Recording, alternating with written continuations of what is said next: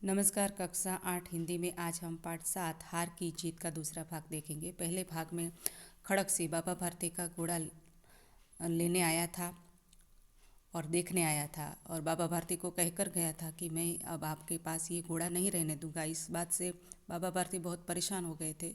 बहुत दिनों तक उसने घोड़े की रखवाली की, पर बहुत समय बीतने के बाद खड़क वो घोड़ा लेने नहीं आया, इसलिए बाबा भारती थोड़े असावध हो गए थे।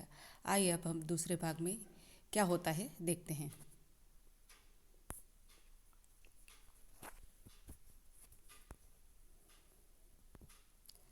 संध्या का समय था।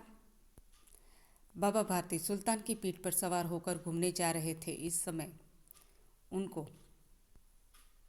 उनकी आंखों में बहुत चमक थी, मुख पर प्रसन्नता थी। घोड़े के शरीर को देखते, कभी उसके रंग को देखते और कभी वह मन ही मन फूला न समाते थे। यानी कि उसे घोड़े से बहुत प्यार था और घोड़े को देखकर फूला न समाना। फूला न समाना ये मुहावरा है। फूला न समाना उसका अर्थ है बहुत प्रसन्न होना। सहसा एक ओर से आवाज आई कि ओ बाबा, इस कंगले की सुनते जाना। आवाज में करुणा थी। बाबा ने घोड़े को रोक लिया। देखा एक अपाहिज वृक्ष की छाया में पड़ा करा रहा है। बोले, क्यों, तुम्हें क्या कष्ट है? यानी कि बाबा भारती उस कंगले अपाहिज से कहने लगे कि तुम्हें क्या कष्ट है। यहाँ पर कंगला मतलब गरीब, तो शारीरिक रूप से भी कंगला है, आर्थिक रूप से भी कंगला है, तो मतलब कंगले का यही होगा। अपाहिज ने हाथ जोड़कर बाबा भारती से कहता है कि मैं दुखियारा हूँ, मुझ पर दया करो। राम वाला यहाँ से 3 मील है, मुझे वहीं जाना है। घोड़े पर चढ़ा लो, परमात्मा भला करेगा। अब अपाहिज ने कहा कि इस अपाहिज को रामबाला गांव में जाना था और उसे बुखार था, कर्रा रहाना यानी बीमारी से वो पीड़ित था। रामवाला यहाँ से 3 मील दूर था और उसे चला नहीं जा रहा था, इसलिए घोड़े पर चढ़ाकर मुझे रामबाला तक पहुँचा दो, ऐसा उस अपाहिज ने बाबा भारती से कहा। बाबा भारती ने कहा, वहाँ तुम्हारा कौन है? तो अपाहिज कहता है कि दुर्गा दत्त वैद्य का नाम सुना होगा, उनका सौतेला भाई हूँ। बाबा भारती ने घोड़े से उतरकर अपाहिज को घोड़े पर बिठा लिया और स्वयं उसकी लगाम पकड़कर धीरे धीरे चलने लगे। अब यहाँ पर बाबा भारती ने उस कंगले व्यक्ति, अपाहिज व्यक्ति पर भरोसा कर उसे अपने घोड़े पर बिठा दिया। सहसा उन्हें एक झटका सा लगा और लगाम हाथ से छूट गई। उनके आश्चर्य का ठिकाना न रहा जब उन्होंने देखा कि अपाहिज घोड़े की पीठ पर तनकर बैठा है और घोड़े को दौड़ाए लिए जा रहा है।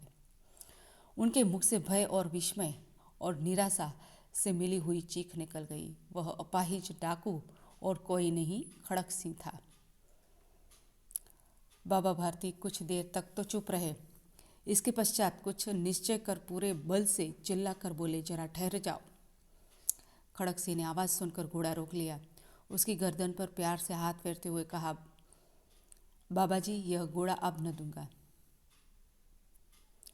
अब यहाँ पर जो अपाहिज का भेष बदलकर खड़क सिंह आया था और खड़क सिंह ने धोखे से बाबा भारती का घोड़ा छीन लिया था, इसलिए बाबा भारती बहुत नाराज़ थे और उन्होंने कहा, बाबा भारती ने खड़क सिंह से कहा कि थोड़ी देर ठहर जाओ और घोड़े पर उसकी गर्दन पर उसने प्यार से हाथ फेरते हुए कहा। और यहाँ पर खड़क सिंह ने कह दिया कि अब ये घोड़ा आपको नहीं मिलेगा।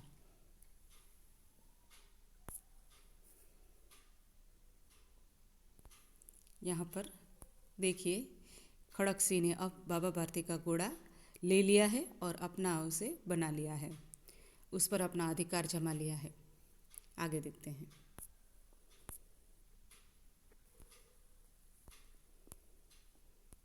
बाबा भारती कहते हैं, मगर एक बात सुनते जाओ। खड़क सिंह ठहर गया। बाबा भारती ने निकट जाकर उसकी ओर ऐसी आंखों से देखा जैसे बकरा कसाई में जा रहा हो। फिर कहा, यह घोड़ा तुम्हारा हो चुका है, मैं तुम्हें इसे वापस करने के लिए नहीं कहूँगा, परंतु खड़गसी, तुमसे केवल एक प्रार्थना करता हूँ कि उसे अस्वीकार न करना, नहीं तो मेरा दिल टूट जाएगा। बाबा जी आज्ञा कीजिए। खड़गसी कहता है कि बाबा जी आज्ञा कीजिए, मैं आपका दास हूँ, केवल घोड़ा न दूंगा। घोड़ा इतना पसंद आ गया था खड़गसी को कि उसने बाबा भारती से कहा कि आप जो कहोगे वो मानूंगा, परंतु ये घोड़ा अब मेरा हो चुका है और मैं ये आपको वापस नहीं दूंगा। अब घोड़े का नाम न लो, ऐसा बाबा भारती कहते हैं। तुमसे इसके विषय में कुछ न कहूँगा, मेरी प्रार्थना केवल यह है कि इस घटना को किसी के सामने प्रकट न करना। यानी कि तुमने छल कपट से मेरे पास से घोड़ा छीन लिया है, कंगले का रूप धारण करके तुमने मेरे पास से घोड़ा छीना है, ये घटना किसी के सामने प्रकट मत करना। खड़गसी का मुंह आश्चर्य से खुला रह गया। उसका विचार था कि उसे घोड़े को लेकर यहाँ से भागना पड़ेगा, परंतु बाबा भारती ने स्वयं उसे कहा कि इस घटना को किसी के सामने प्रकट न करना, इससे क्या प्रयोजन सिद्ध हो सकता है। खड़गसी ने बहुत सोचा, बहुत सिर मारा, परंतु कुछ समझ न सका। हार कर उसने अपनी आंखें बाबा भारती के चेहरे पर गड़ा दी और पूछा, बाबा जी इसमें आपको क्या डर है। बाबा भारती की बात सुनकर खड़गसी समझ नहीं पाया कि ऐसी घटना को प्रकट करने के लिए क्यों नहीं कहना चाहते। इसलिए खड़गसी ने बाबा भारती से पूछ ही लिया कि ऐसी बात बताने में आपको क्या डर है। तो बाबा भारती आंखें यहाँ पर है मुहावरा आंखें गड़ाना। तो आंखें गड़ाना यानी एकदम ध्यान से देखना। अब आगे देखते हैं। सुनकर बाबा भारती ने उत्तर दिया, हाँ। खड़गसी ने कहा था कि इस बात को प्रकट करने में आपको क्या दिक्कत है, यानी कि आपको कौन सा डर लगा रहता है। सुनकर बाबा भारती ने उत्तर दिया कि लोगों को अगर इस घटना का पता चल गया तो भी किसी गरीब का विश्वास न करेंगे। यानी कि कंगले का रूप धारण किया था, तो कंगला मतलब मैंने आपको बताया था आर्थिक रूप से भी कंगला और अपाहिज यानी शारीरिक रूप से भी गरीब था। तो ऐसी घटनाएं घटी जिससे लोग गरीब या अपाहिज पर विश्वास नहीं करेंगे, ऐसा बाबा भारती का मानना था। यह कहते कहते उन्होंने सुल्तान की ओर से इस तरह मुंह मोड़ लिया जैसे उनका कोई संबंध ही ना हो। बाबा भारती चले गए, परंतु उनके शब्द खड़गसी के कानों में उसी प्रकार गूंज रहे थे। सोचता था कैसे ऊंचे विचार है, पवित्र भाव है। उन्हें इस घोड़े से प्रेम था। इसे देखकर उनका मुख फूल की नाई खिल जाता था। कहते थे इसके बिना मैं न रह सकूंगा। इसकी रखवाली में वे कई रात सोए नहीं होंगे। भजन भक्ति कर रखवाली करते रहे, परंतु आज उसके मुख पर दुख की रेखा तक दिखाई न पड़ती थी। उन्हें केवल यह ख्याल था कि कहीं लोग गरीबों पर विश्वास करना न छोड़ दें। ऐसा मनुष्य मनुष्य नहीं देवता है। तो ये सारी बातें बाबा भारती के जो बोल थे वो खड़गसी के कानों में इस प्रकार गूंज रहे थे और उसने सोचा कि कैसे पवित्र विचार हैं, वो सच में ही संत है, क्योंकि उसने अपने घोड़े से मुंह मोड़ लिया था, क्योंकि घोड़ा अब उसका नहीं रहा था। घोड़े को खड़गसी ने ले लिया था। खड़गसी यही सोचता रहा कि सिर्फ उसे यही चिंता है कि गरीब के ऊपर कोई अगर विश्वास नहीं करेगा। तो यही बात उसके मन में खाई जा रही थी। रात्रि के अंधकार में खड़गसी ने बाबा भारती के मंदिर में पहुंचना चाहा। चारों ओर सन्नाटा था। आकाश में तारे टिमटिमा रहे थे। थोड़ी दूर गांव के कुत्ते भी भौंक रहे थे। मंदिर के अंदर कोई शब्द सुनाई न देता था। खड़गसी सुल्तान की बाग पकड़ते हुए, बाग यानी लगाम, धीरे धीरे अस्तबल के फाटक पर पहुंचे। फाटक खुला पड़ा था। किसी समय वहाँ बाबा भारती स्वयं लाठी लेकर पहरा देते थे। पहरा देना यानी चौकीदारी करना, परंतु आज उन्हें किसी चोरी किसी डाके का भय न था। खड़गसी ने आगे बढ़कर सुल्तान को उसके स्थान पर बांध दिया और बाहर निकलकर सावधानी से फाटक बंद कर दिया। इस समय उसकी आंखों में नेकी के आंसू थे। नेकी यानी भलाई के आंसू थे। तो बाबा भारती की इस बात से डाकू खड़क सिंह का हृदय परिवर्तन हो जाता है और वो खुद ब खुद बाबा भारती का घोड़ा रात के समय उसके अस्तबल में रख कर आता है।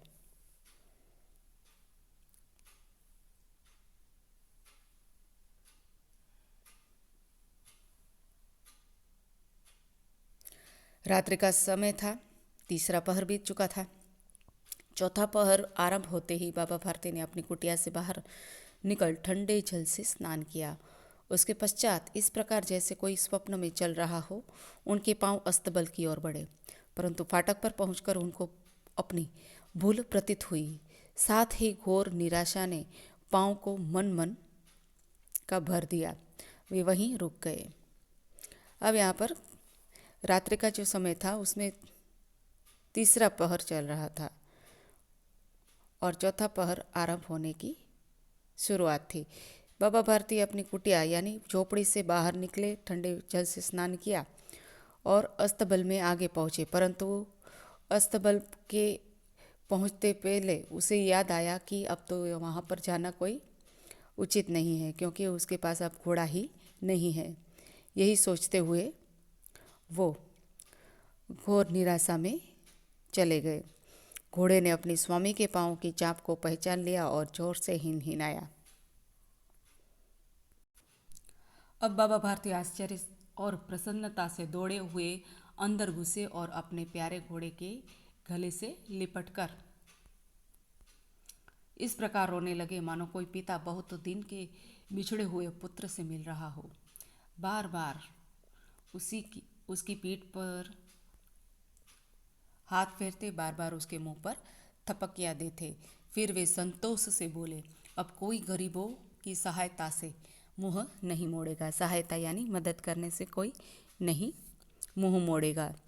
अब यहाँ पर जो शब्दार्थ दिए गए हैं वो देख लीजिए कि करुणा यानी दया, कीर्ति मतलब यश, प्रशंसा तो तारीफ, विचित्र अनोखा, अधीर होना यानी बेचैन होना, उतावला होना, सहसा यानी अचानक, कंगला निर्धन, निर्धन मतलब जिसके पास धन न हो, गरीब, नेकी यानी भलाई के आंसू, कुख्यात यानी बदनाम, चाप यानी पग यानी पैरों की जो आवाज़ होती है, चलने की आवाज़ होती है, तो घोड़े ने अपने स्वामी की आवाज़ पैरों की चाप सुनी। चाप यानी पग की ध्वनि, घृणा नफरत, अभिलाषा तो इच्छा, छवि यानी चित्र और तस्वीर, वायु वेग यानी हवा, हवा की गति, प्रतिक्षण यानी हर पल, विस्मय आश्चर्य, प्रयोजन उद्देश्य, कंगला कंगला और निधन, अपाहिज विकलांग और बांका मतलब सुंदर और बहादुर, असबाब तो वस्तु और सामान, अस्तबल तबेला या गुड़शाला, खरहरा यानी वह कंगी या बुरुश जिससे घोड़े के शरीर को साफ किया जाता है, और बाघ यानी कि घोड़े की लगाम। और इसके नीचे मुहावरे भी दिए गए हैं। तो लट्टू होना यानी मोहित होना, फूला न समाना तो अति प्रसन्न होना, आँख नीची होना तो लज्जित होना, और फूट फूट कर रोना यानी बहुत रोना, सांप लौटना ईर्ष्या पैदा होना या ईर्षा होना, सिर मारना अत्यधिक मानसिक परिश्रम करना। तो यहाँ पर हमारा पाठ पूर्ण होता है। आगे हम इसके प्रश्नों की चर्चा करेंगे। चलो बच्चों, बाय।